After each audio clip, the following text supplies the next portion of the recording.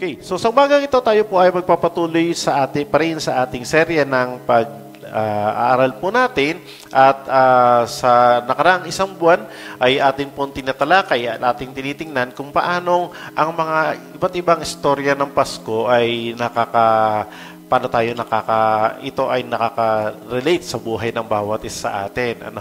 At nung makalawa ay tinapos natin ang ating simbang gabi. Simbang gabi. Naka-attend ho ba kayo? 3 gabi? Ayan. Meron ba? Meron naka-attend ng 3 gabi. So yung nakakompleto, ayan, praise God, nakakompleto kayo. Akala nyo. Ayan, no? So, sa umagang ito, tayo po ay nasa ika-4 na linggo ng ating pag-aaral at patuloy tayo sa pag-aaral ng iba't ibang mga Christmas stories. At kapag naririnig kasi natin yung tinatawag na narinig natin yung Merry Christmas, Merry Christmas, or Maligayang Pasko, para bang ang tema lagi natin dapat talaga lagi masaya kapag Pasko. Tama ho ba yun? Syempre kaya nga Merry Christmas, Pwede ba Kuya Pers na Merry Christmas tapos ang mukha ko ay parang mukha ako na pinagsakluban ng langit at lupa. So kung maisipin natin lagi, parang dapat pagka Pasko, lagi tayo masaya, lagi nakangiti, lagi dapat hopeful tayo, lagi tayo dapat na parang walang problema kapag Pasko. Ewan ko kung itsura ng mga katabi nyo, mukhang walang problema sa umagang ito. Mukha naman gaganda ng damit, nakangiti, maayos ang buhok, di ba? Yan, pogi-pogi ang mga katabi ninyo. Pero what is the reality of Christmas na siya pag-aaralan natin sa umagang ito? Ang atin nung pag-aaral ay may title na, pakibasa nga ako ng malakas, 1, 2, and 3, The Tears of Christmas. Ano ba yan mo yan, Kuya Perds? Ikaw, nakakadalawa ka na, nung simbang gabi. Ang topic mo, malungkot pa rin, Tapos ngayon ba naman, malungkot ako nung topic ko unang simbang gabi, ngayon, iiyak tayo. Ayan, paiyakan to ng Pasko. Diba? Tears of Christmas. For quite some time, ang tao kasi, sabi ko nga kanina, nasanay kasi tayo na parang ang Pasko ay laging panahon lamang ng kasiyahan. Pero kung kayo ay nagdaan sa inyo ang isang taon na ito, na merong mga bahagi ng buhay na hindi natin inaasahan nangyari sa atin, and this will be your first Christmas, na naandun ka sa sitwasyon na to, medyo kakaiba to sa nagdaang mga Pasko. Tama ho ba? At gusto ko, ito yung siguro itataka nga ako, bakit kaya sa dami-dami ng topic, ito napapa-assign sa akin itong dalawang ito. Yung una natin, The Hope of Christmas. Pangalawa, The Tears of Christmas. Parang atang palungkutan ito. Pero maraming mga sitwasyon sa buhay natin, and if you were watching the news recently, itong mga nakaraang mga araw at mga linggo, nakita tayo ng iba't ibang mga sitwasyon na medyo maisip natin, parang kamusta kaya ang magiging Pasko nitong mga taong ito? Kamakailan lamang merong mga sunog na nangyari. Nisip ko, paano magpapasko yun? Wala kang bahay. Yung iba, nasa ospital ngayon, paano magpapasko yun? Diba? Yung iba may sakit at may karamdaman. Yung iba ay merong matinding pangangailangan. Yung iba nagkaroon ng mga problema sa relasyon. Ngayong panahon na to, paano magpapasko yun? Alam nyo, all throughout our culture, na-associate natin lagi na dapat pag Pasko ay maging maging hope, maging masayahin tayo. Kaya nga, alam nyo, nitong nakaraang isang linggo, siguro pang-anim na Christmas party na yung inatinan ko. Kasi bukod sa, wala kaming Christmas party sa opisina, pero may Christmas party, yung kanya-kanyang iba-ibang department, iba-ibang section. Kaya punta rin doon. So everyone is very cheerful. Ganun ang nagiging imahe natin. At marami sa mga tao, sabi nila, papakasaya na lang ako, lulunurin ko na lang ang sarili ko sa kasiyahan ngayong Pasko. But this is the reality. Sabi nito, Christmas is not an escape to our pain or sufferings. Ulitin ko ang Pasko ay hindi ho ito ano sa Tagalog nung escape, pagtakas sa mga nararamdaman nating pains and sufferings. Ganoon pa man ang ating gawin, pilitin man natin na pasayahin ang ating mga sarili ngayong Pasko, but the reality sets in. Christmas, we experience pains and sufferings in our lives. Ano din yun? December 21, December 21, 1989, si Pastor Laszlo Toques, Pastor Laszlo Tokes. No? Isa siyang Hungarian pastor at isa siyang politician mula sa bansang Romania. No? December 21, he was about to speak sa church. No? Pastor siya. No? Pupunta sa simbahan para mag-sermon. Pero may problema ang bansang Romania at that time. No, Romania parte ho kasi ng mga Russia sa Asia. So ang problema nila, sila ay pinamumunuan ng diktador na presidente. No. So sobrang diktador at talagang marami hong pinapapatay yung presidente nila. Lahat ng kalaban sa politika pinapapatay. Magulo ang bansang Romania at that time. 1 week before ng kanyang pagpunta niya sa church, ang asawa niya ay bedridden sa ospital. No. At nung gabi, before yung ganitong service, no, yung gabi before yung service, ang mga tao, ang mga miyembro ng church, nasa labas ng bahay niya. At nasa labas din ng simbahan. Alam niyo ginagawa nila? Hinihintay nila si Pastor Laszlo na lumabas para mag-sermon para sa kanila. Ngayon, kung kayo si Pastor Laszlo, what are you going to preach to the congregation? No. Sa ganung kabahagi ng buhay nila, ng bansa nila, na magulo ang politika, at medyo nangangamoy na magkakaroon ng kudeta, ang mga tao, tinitingnan nila si Pastor. Pastor, tuloy natin. Kasi, iniisip ni Pastor Laszlo, pag tinuloy ko yung service, ang daming tao. Magdi-December 25, so mga tao hopeful sila. But, sabi ni Pastor, delikado. Baka isipin ng gobyerno na nagsisermon ako dito pero nananawagan ako ng revolusyon.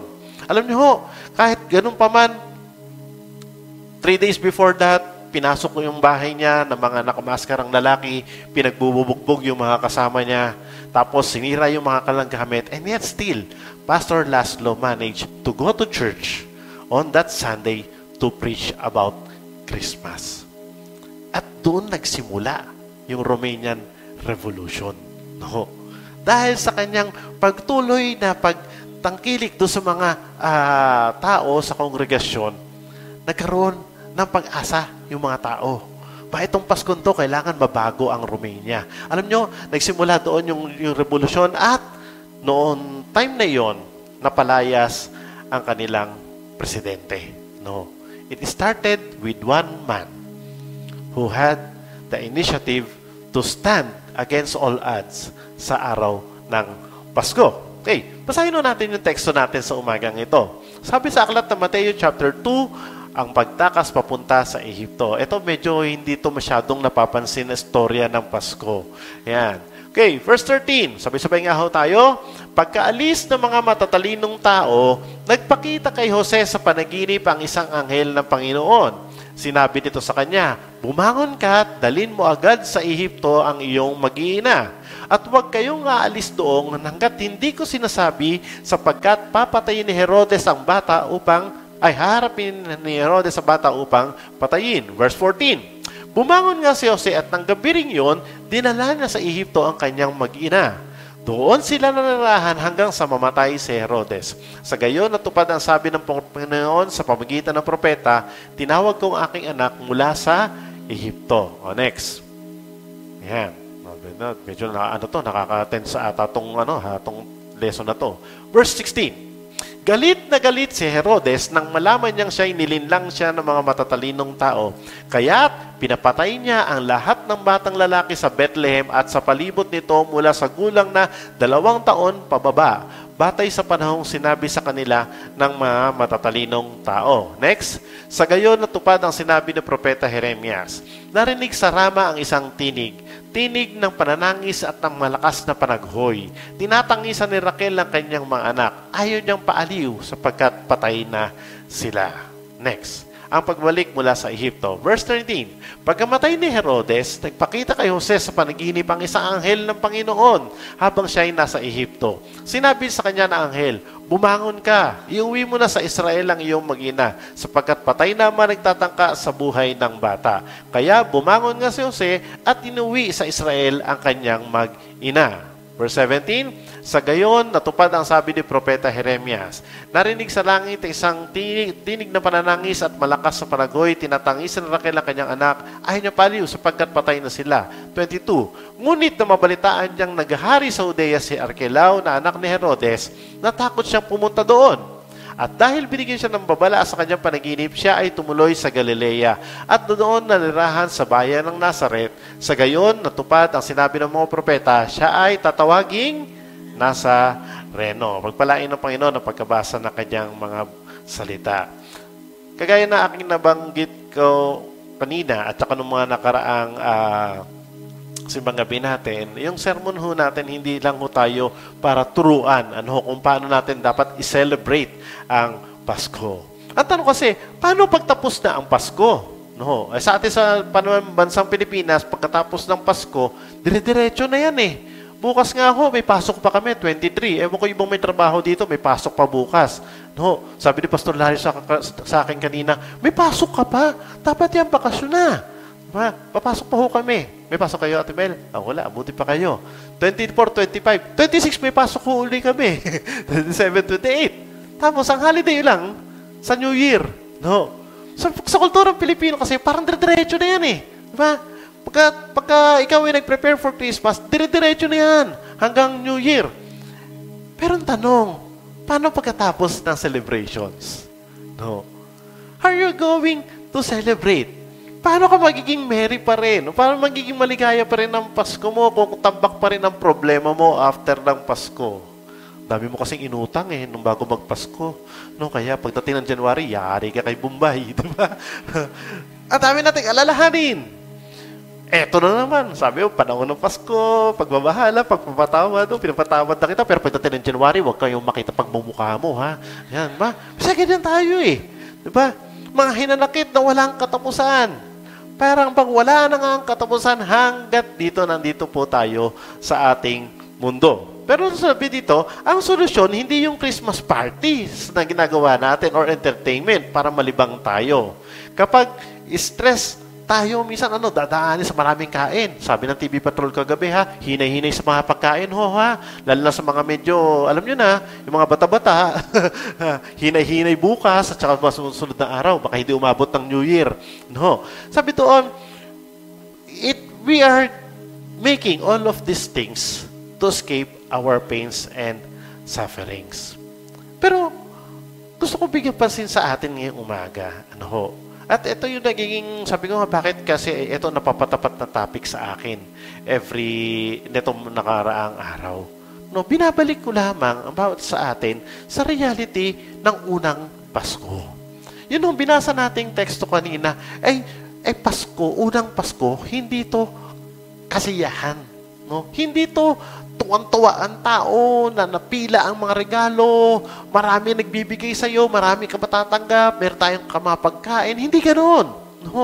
In fact, yung unang Pasko, kinakitaan ng ano-ano mga emosyon na meron doon. Takot, pangamba. Sabi ko nung simbang gabi, punong-puno ng kadiliman ang buong lugar nila. Hindi lang yung literal na dilim, kundi yung atmosphere politically, maraming pinapapatay si Haring Herodes. At itong araw na to, yung ating pinag-aaralan, ito sinaselebrate ito ng mga Catholic, yung tinatawag na Niños Inocentes, the Massacre of the Children. Anong problema? Noong time na nalaman ni Haring Herodes, lagyan natin ng konting background, na ang hari daw ay pinanganak, at siya magiging hari ng Israel, nalaman niya sa pamamagitan ng mga pantas, tama? Sabi niya, hinahanap po namin kasi yung pinanganak daw po yung maging hari. Sabi niya, hari? Sino yun? Akong hari dito. Di ba? Pero, medyo tinwist na yung istorya. Sabi niya, ganun ba? Sige, hanapin ninyo. Pag nakita nyo, balik kayo sa akin para kahit ako makapag-worship din doon sa hari na yan na ipinanganak na. But deep inside of Herod's heart, sabi niya, hindi pwede na may ibang hari. Ako lang ang hari dito. And if you would remember, I've discussed it last simbang gabi, ang kalagayan ni Herodes, hindi ho ito ordinaryong hari. Napaka-brutal na hari ni Herodes. To the point, paranoid ho yan. Ayaw niya na may ibang hari maliban sa kanya. Siyempre, No. Pero kahit yung papalit sa kanya, buhay pa siya, iniisip niya na hindi pwedeng mangyari. Pinapatay niya ang kanyang bayaw. Pinapatay niya ang mga kamag-anak ng kanyang asawa. Pinapatay niya kahit ang kanyang anak na papalit sa trono niya. Ganun ka-paranoid itong haring ito. Ang tindi, ano ho? So try to imagine, ang buong Jerusalem, ang buong Judea at that time, maraming mga ano tawag na sa mga killings na nangyayari. Yung ano ngayon, yung mga pagpatay, no, extrajudicial killings na nangyari noong time na yon. At nang nalaman niya, wow, talaga ha, may pinanganak na hari ha, papalit sa akin, future king na Israel, hindi po pwede. Kaya makikita natin sa ating istorya kung paano si Herodes talagang out of his madness talaga. Grabe ang kanyang ginawa. Ito ho yung kalagayan ng unang Pasko. Pero tingnan natin. Bagamat ganun pala, Kuya Pers, ang kalagayan ng unang Pasko, what can we learn from all of these things? Number 1, sabi nito, basahin nga ho natin, there is suffering, but God came to bear it with us. Jesus was sent to a world full of pain. Mga kapatid, this is the reality. Ano ho? There is suffering. Noong time na dumating si Jesus sa mundo, hindi ito yung panahon na everyone in the whole earth ay saya-saya, welcome our newborn king. Hindi ganun eh. Ang pagdating na dumating siya sa panahon na ang mundo ay punong-puno ng pain. Punong-puno sila ng kalungkutan sa kanilang buhay. In fact, doon sa verse na ating binasa, pag nating pinagbulay-bulayan, tingnan niyo, dumating si Jesus sa mundo na galit na galit si Herodes. Alam mo na yan. Alam na ng mga Hudyo yan. Pag galit si Herodes, may problema tayo. Sigurado, may papapatay ito. Diba? Pero sabi nito, galit na galit si Herodes sa malaman niyang nalinin siya ng matatalinong tao. Naisahan siya. Sabi ng anghel doon sa mga matatalinong tao, huwag kayo dumaan kay Herodes pag uwi. Dito kayo dumaan. So, sumunod sila doon at nakaalis sila. Anong pinagawa ni Herodes? Pinapatay niya lahat ng batang lalaki sa Bethlehem at pati sa karating bayan. Try to imagine. Meron ba ditong 2 years old below? Meron tayong dala dyan. Ayun yung anak ni Ate Len. Ilang taon siya? 1. Oh, 1 year old. No. Try to imagine ganyan. Ganyan mga bata, lahat ng lalaki, 2 years old and below, kukunin sa bahay nyo, pagsasasaksakin, dadamputin ng mga Roman soldier. Ano magiging pakiramdam ninyo? Biglang nag-raid ang mga sundalo, kinuha sa mga bahay. Try to imagine ano feeling ng nanay sa ganong sitwasyon. Diba? Tingin ko, hindi ka na malulungkot. Patingin ko, baka mababaliw ka sa kakaiyak dito. No? Kaya nga, ang sitwasyon lahat noong time na yun, punong-puno ng pagtangis. Punong-puno ng luha ang unang Pasko. Bakit? Anong problema nitong si Herodes? Ba't dinawit yung mga bata? Bakit nangyari yun? Kawawa naman yung mga bata.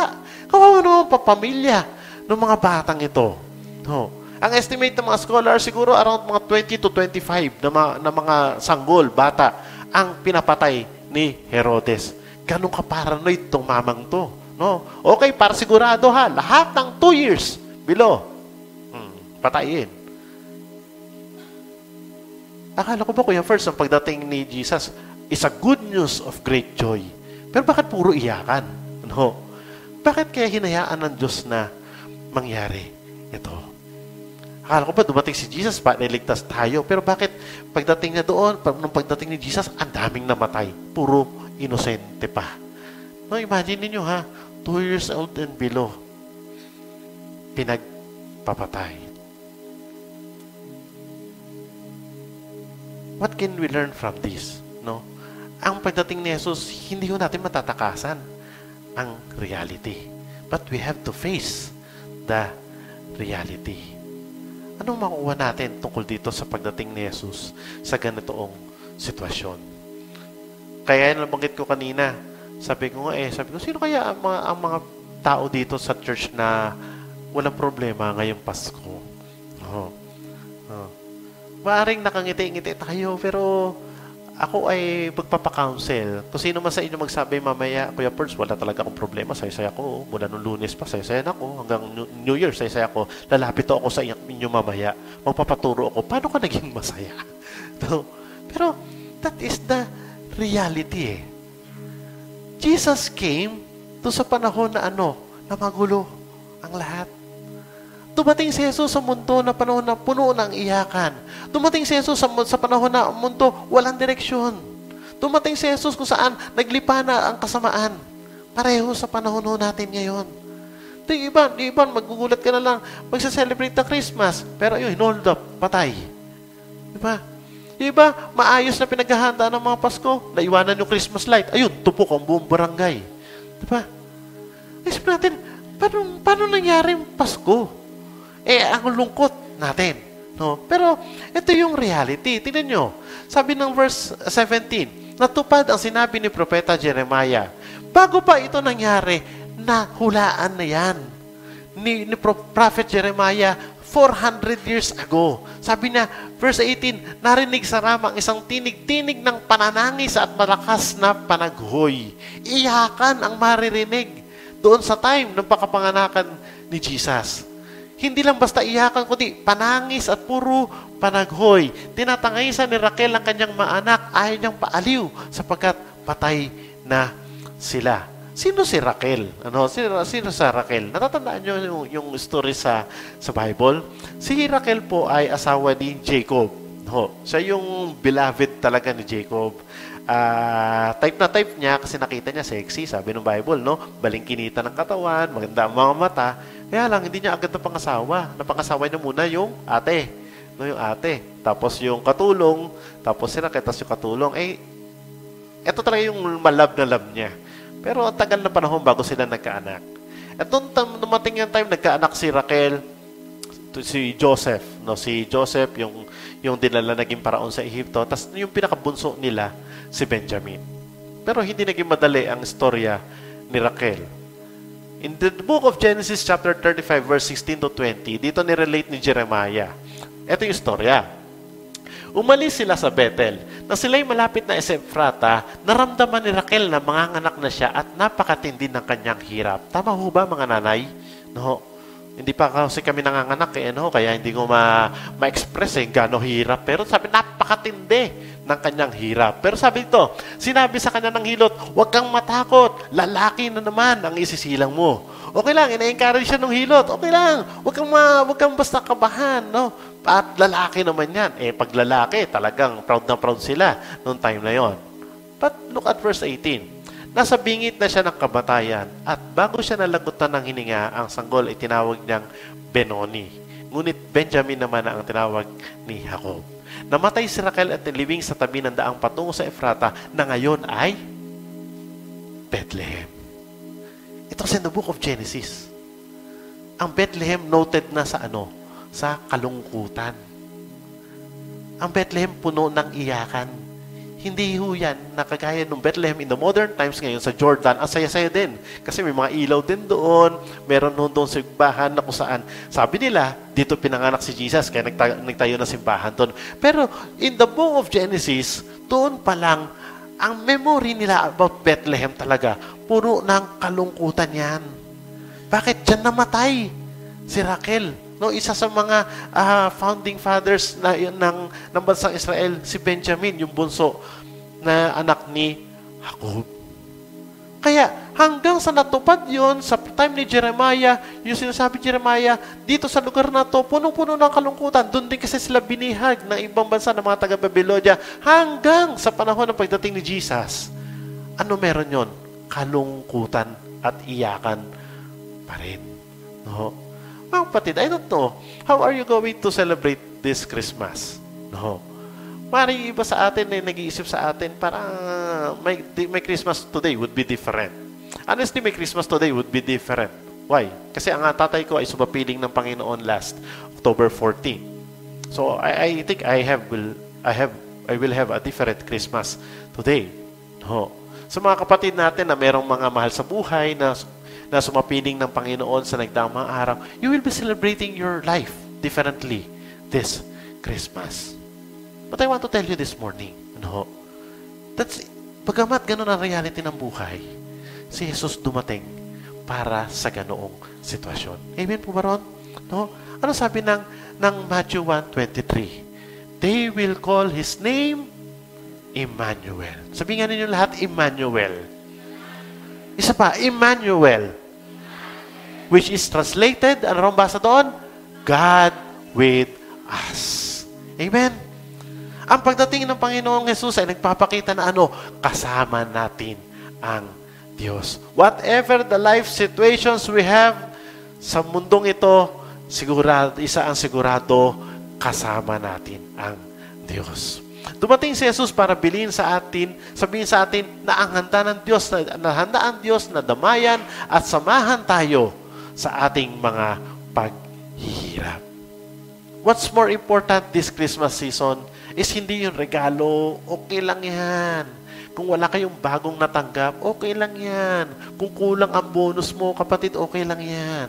Kung wala ka pang jowa hanggang sa Paskong ito, okay lang yan. Ano mas importante? The presence of God is more important than His gifts. Amen po ba ron? No? Pumalakpak nga yung magsabing, mas mahalaga, Kuya Perd, sa akin.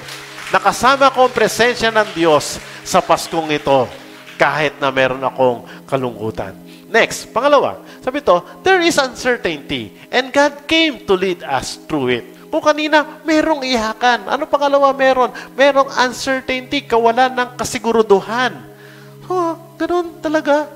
Ako kasi sigurado ko, pagka may trabaho ko, sigurado ko makakatanggap ako ng bigas.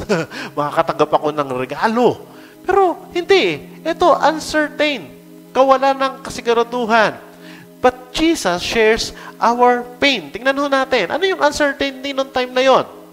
Pagkaalis ng matatalinong tao, napakita kay Jose sa panaginip ang isang anghel ng Panginoon. Sinabi nito sa kanya, bumangon ka, dalhin mo agad sa Ehipto ang iyong mag-ina. At huwag kayong aalis doon hanggat hindi ko sinasabi sapagkat hahanapin ni Herodes ang bata upang patayin.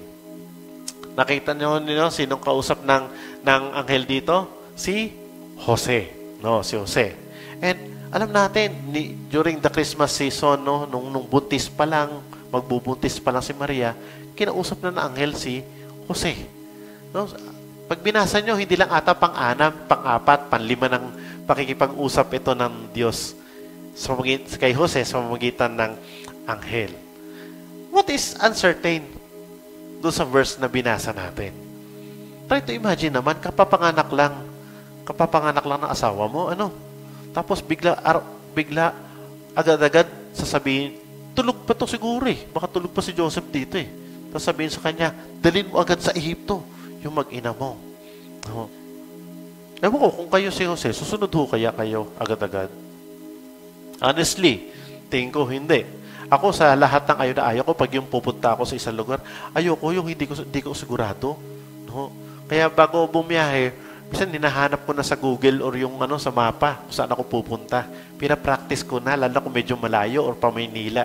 Pag hindi ako sigurado, gusto ko alam ko na in advance. Pero, try to imagine.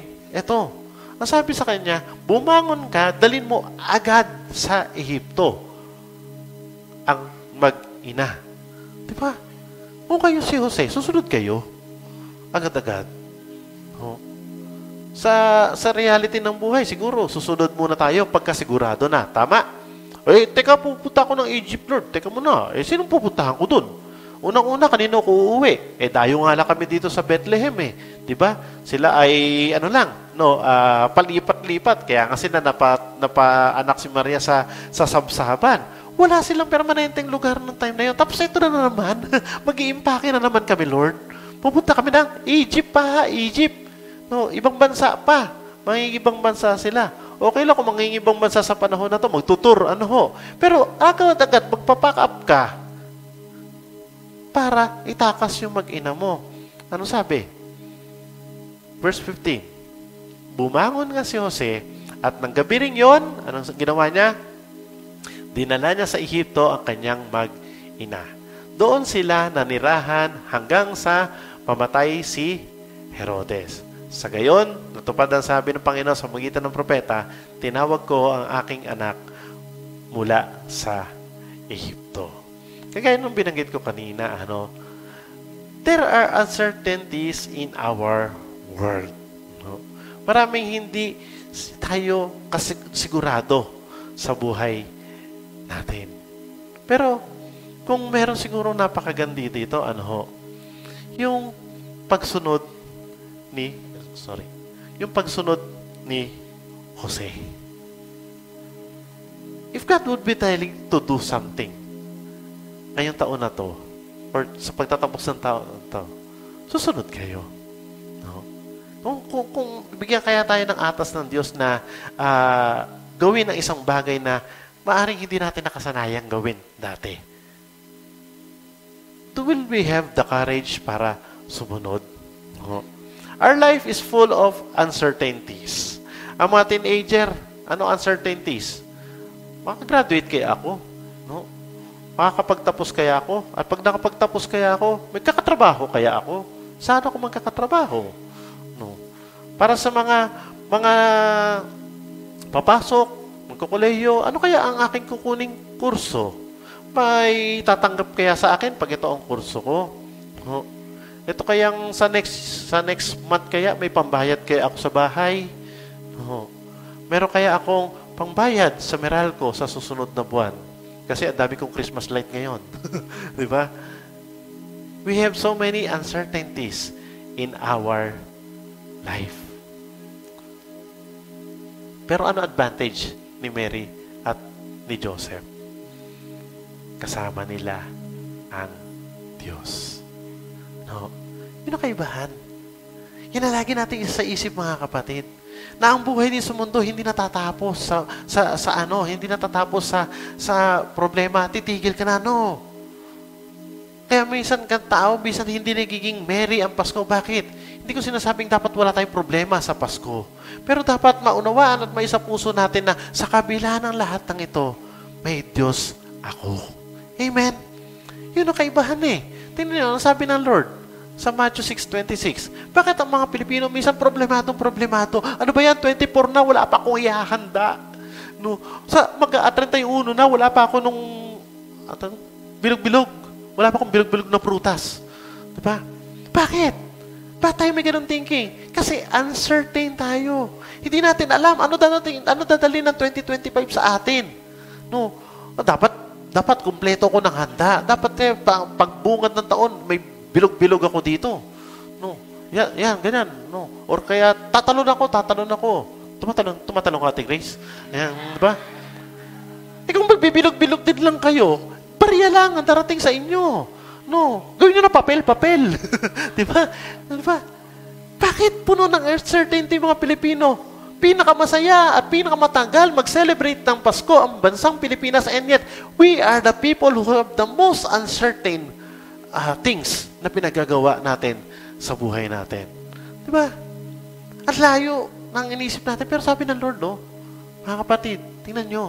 Si Jesus nagsabi yan, si Jesus nung Pasko, sabi niya, tingnan mo yung mga ibon. Diba? Hindi sila nagtatanim, hindi sila nag-aani, yet your heavenly Father feeds them. No. Pinapakain sila ng Ama. Sabi niya, hindi ba mas mahalaga ka kaysa sa mga ibon? Sabihin nga ninyo sa katabi nyo, mas mahalaga ka kaysa sa ibon. Ha? Mamaya pag nakakita kayo ng ibon dyan sa labas, isipin nyo, uy, mas mahalaga ako dito sa Maya. Maya yan, di ba, Maya? Mas mahalaga ako dito. No? Life may be uncertain starting next year. Wala nakakaalam. Kahit na yung mga magaling na mga huhula, walang tumama na hula. Wala nakaisip na nung early this year, wala nakaisip na magkakaroon tayo ng maraming mga bagyo sa taon na ito. Diba? Sino mag-aakala na tong taon na to, marami tayong mga dadaanan sa buhay na hindi natin inaasahan. Diba? Pero, anong pinapakita sa atin ng Diyos? Joseph, Mary, sunod ka lang. Kasama ninyo ako. Diba? Life may be uncertain for us to follow God. Pero sabi ko nga kanina, sunod lang tayo sa pinagagawa ng Diyos sa atin. Tuloy ka sa pag-attend, kapatid, ng worship service. Sana, unang linggo ng taon, first Sunday ng January, andito tayo lahat. Sana sa Pasko, may service tayo sa Pasko. 25 ng umaga. Sana nandito tayo lahat. Bakit? Kasi mahalaga sa akin yung presensya ng Diyos. As Christians, sabi dito, we have the advantage of knowing that while we do not know what tomorrow brings or what tomorrow holds, we do Him who holds our tomorrow in His hands. Hindi ba na natin alam pero kung anong pwede mangyari, pero sa sigurado, yung kinabukasan, alam natin kung sino ang may hawak noon. And God wants us to let Him lead the way. Hayaan natin ang Diyos, ang siyang manguna sa ating mga buhay.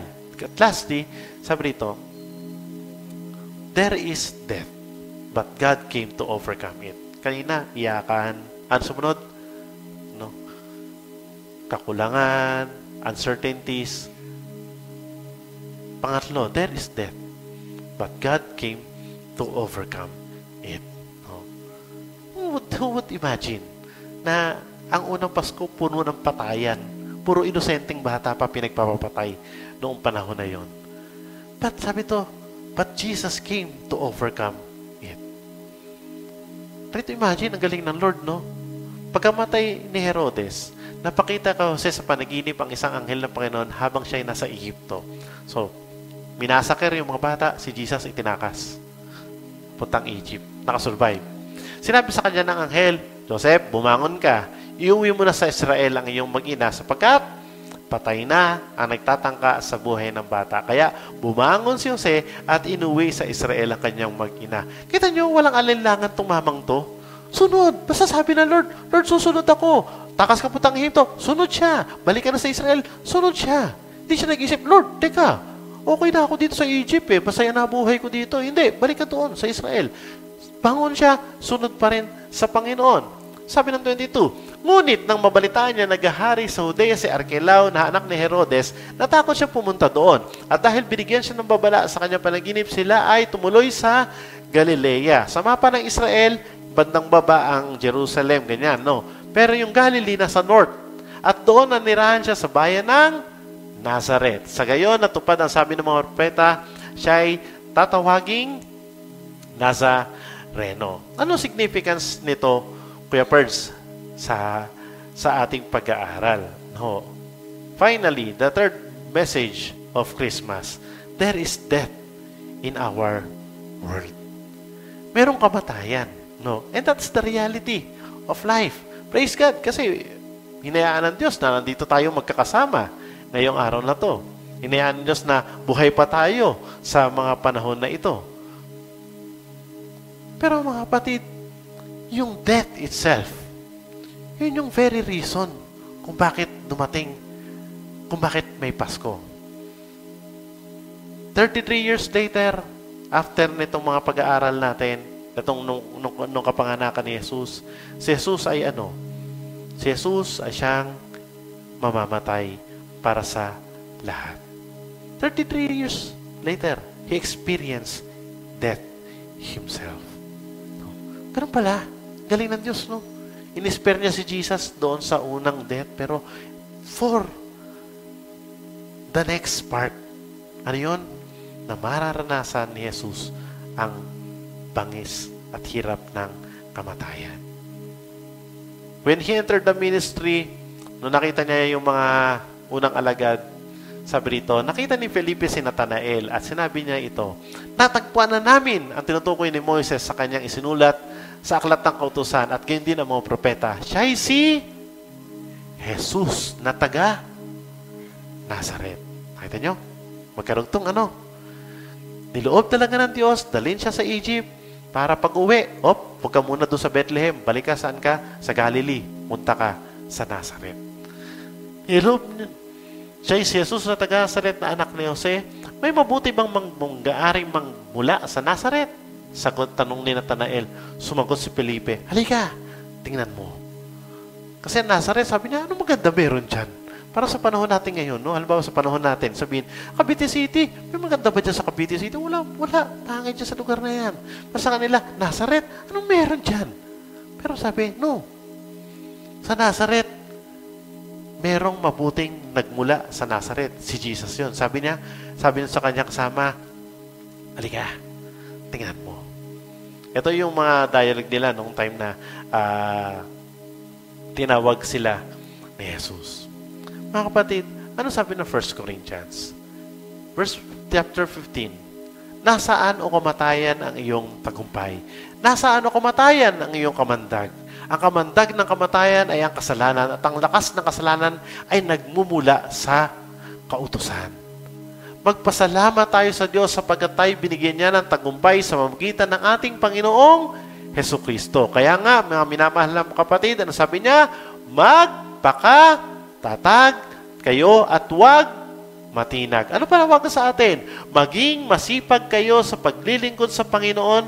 Bakit? Dahil alam ninyong hindi masasayang ang inyong paghihirap para sa Kanya. If there's one thing that Jesus accomplished when He came to this earth, ay i-overcome ang kamatayan itself.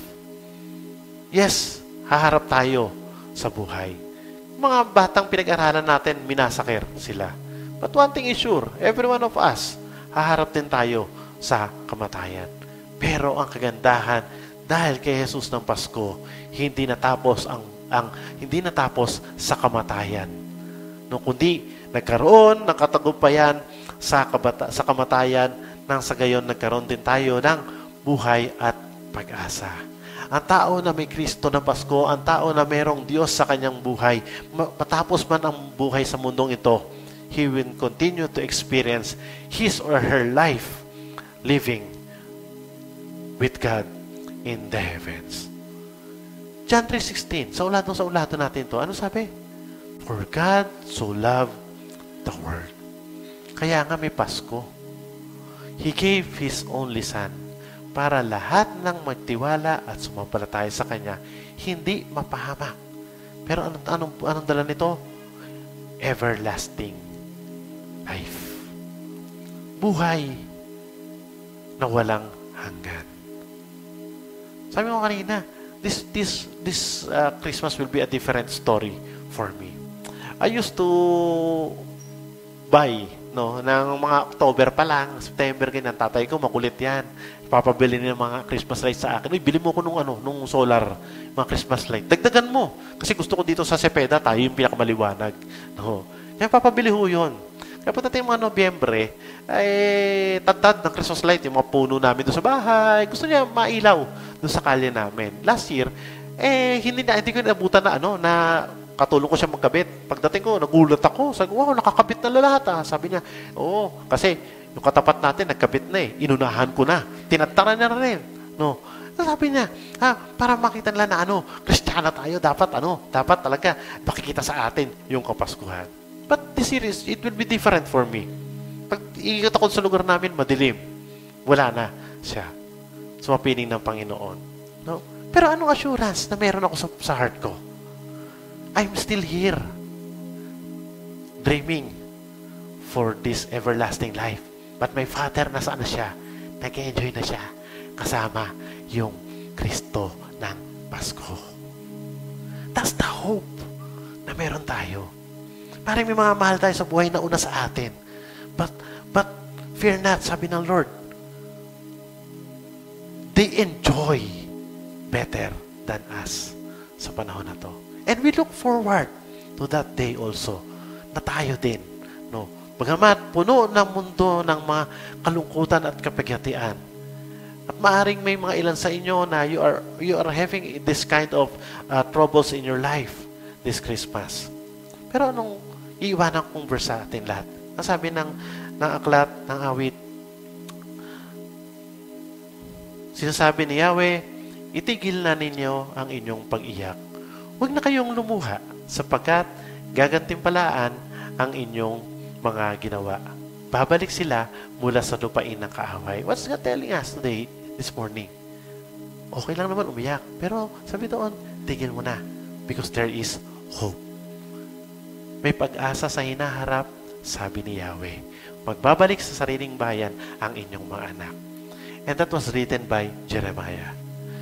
Si Jeremiah yung unang-una nagsulat kanina. Sabi niya, narinig doon sa Rama, yung iyakan.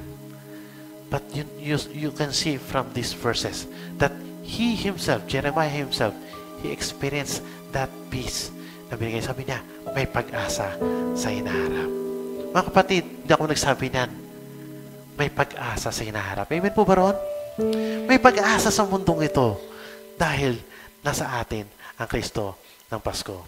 And I will close with this story. May isang preacher na magdi-December, nag-set up sila ng nativity scene. Belen. No? Ito ay gagamitin natin mamaya. Pero Paskong Pilipino tayo. No? Pero typical na Belen, ano meron sa typical na Belen? Andun yung bahay, andun si Jose, si Maria, may baby, no? Tapos ano pa? Kambing, ano pa? Kambing naman. Mga shepherds, yung matatalinong pantas, 3 hari daw. No, matatalinong pantas, may star. So, kinuha ng mga anak ng preacher, yung mga nakatago, nilagay nila, inipon nila.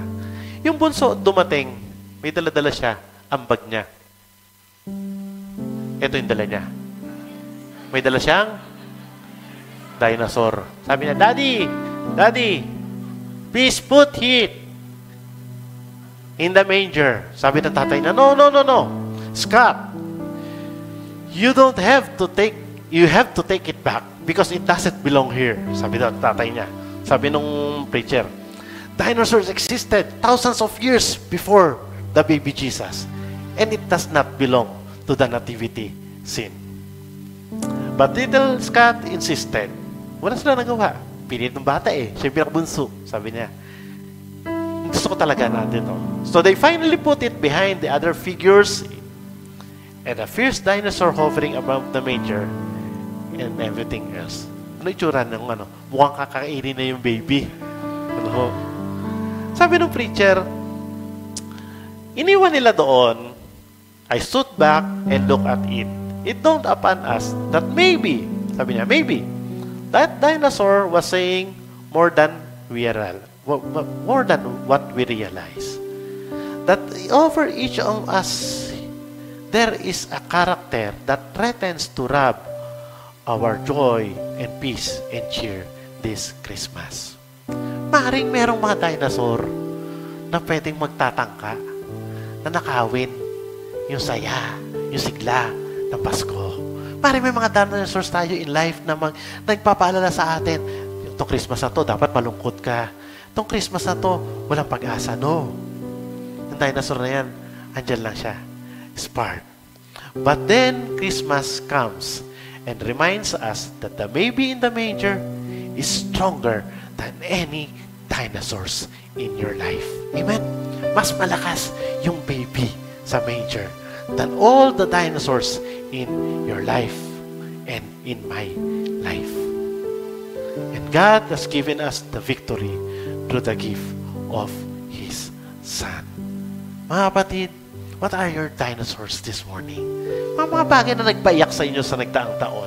Mga bagay na nagbigay ng kalungkutan sa atin. Mga bagay na hindi natin ginusto. But it's part of our life. But I wanted to tell you this morning, tandaan niyo yung larawan na yan. Andun siya. But the Jesus of Christmas will continue to shine for us. God, through Jesus Christ, has come to help us in our times of suffering, to lead us and give us victory over death. And once again, today, He offers Himself to us, and He waits for us to respond to His invitation. Nag-i-invite ang Lord. Sabi niya, I want you to have the most meaningful and Merry Christmas in your life. Even with your pain, kabahagi yon mga kapatid. Kasama yan. But there is hope in our life this morning. Ano kaya na kailangan?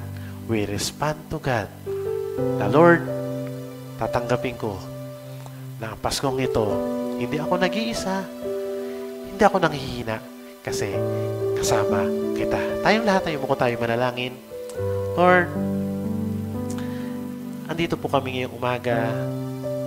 We have sets of different emotions, Panginoon, sa nagdaang mga araw at Pasko, sa nagdaang mga buwan, taon na aming buhay.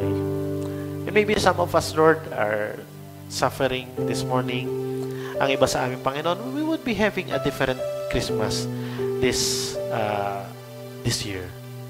Pero Lord, pinapakita mo sa amin, ito yung isang reality ng buhay. Pain is part of our lives. Kahit ang kalungkutan, even death, has been a part of the first Christmas. Pero Lord, sa umagang ito, you're giving us assurance na sa kabila ng lahat ng iyon, still meron pa ring Pasko dahil meron pa ring Kristo. Hindi ka kinaya ng kamatayan, Panginoon. And in the end, kahit ang kamatayan, nagbigay sa amin ng katagumpayan sa buhay na ito. Nagbigay sa amin ng pag-asa. Nagbigay, Panginoon, sa amin ng hope that someday, even if we experience all of this, we would be in you, Panginoon. Salamat sa mga pangako mo sa amin. Patawarin mo, Lord, kami kung minsan na overwhelm kami ng mga pagkakataon na ito ng buhay. May mga pagkakataon ng buhay na nagkukulang ang aming pagtitiwala sa iyo. But this morning, you are assuring us, Lord, na ikaw ay nariyan para sa amin. You are our Emmanuel. You are our God, and you are with us. Wala na po kaming ibang nanaisin sa Paskong ito, kundi ikaw na ay makasama namin, aming Panginoong Jesus. We may not have all the things in life, pero Lord, kompleto ang Pasko namin dahil sa Kristo ng Pasko na kasama namin. I-guide mo kami, Lord, as we celebrate the season. Hayaan mo na maging pag-asa din kami, Panginoon, ng mga tao sa palibot namin na maaring wala rin pag-asa ngayong Pasko. Nawa makita po nila ang tunay na mensahe nito, na pagmamahal mo at pagsama sa amin sa kabila ng lahat. Thank you, Lord, for your word this morning, at nagtitiwala kami na sa masusunod na araw, ang kagalakan ng Kapaskuhan, Panginoon, na siya pangababawin mo sa buhay ng bawat sa amin. Maraming po salamat, O Diyos, sa inyo sa umagang ito. Sa iyo po lahat ng papuri at pagsamba. Ito po'y dalangin namin sa pangalan ni Jesus. And everybody say, Amen and Amen. Palakpakan mo natin ang Panginoon. Isang pinagpalang umaga po sa ating lahat.